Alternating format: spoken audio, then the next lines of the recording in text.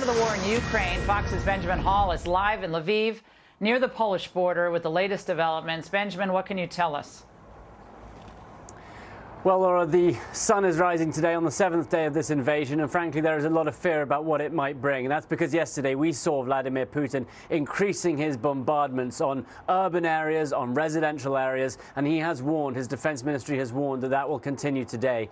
Yesterday we saw Putin's forces take out a well-known landmark, the television tower in Kyiv, and there is growing fear now that he's going to pull back and continue this crushing bombardment of built-up areas.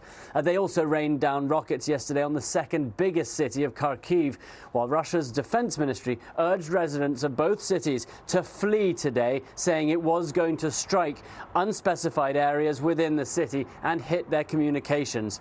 However, when it comes to that 40-mile-long armored convoy that we have been talking about, the one that had been bearing down on Kiev, it has actually made no advances over the last 24 hours, and a U.S. official now saying, in fact, that it has been beset by logistical problems, supply issues, short on fuel and food.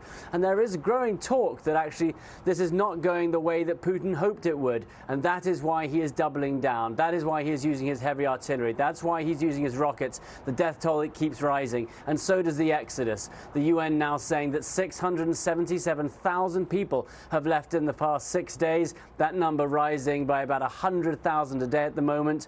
Again, no one knows what today will bring, but Vladimir Putin and his defense ministry making it very clear they are going to continue hitting these cities. Laura?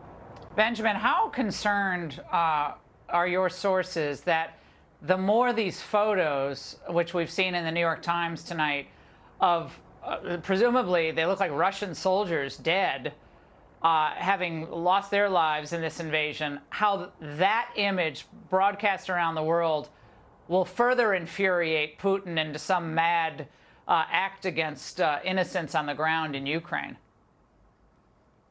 Well, that works two ways. I mean, yes, it may well infuriate Putin, though he's never shown any signs in the past about being concerned about the safety of his own soldiers. What it is actually more likely to do is infuriate some of his own people.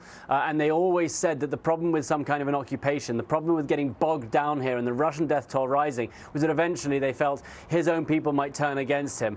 The fact is that we're also learning that many of the soldiers who came into Ukraine, the Russian soldiers, felt that they were coming as peacekeepers, that they would be welcomed by the Ukrainians. And there are text messages that the Ukrainian government have been releasing between soldiers and their families back home saying, we thought we were going to be welcomed when we arrived, and now we're being told to shell cities. So there is actually a concern on the Russian side, no doubt, that this might turn Russian public opinion against him.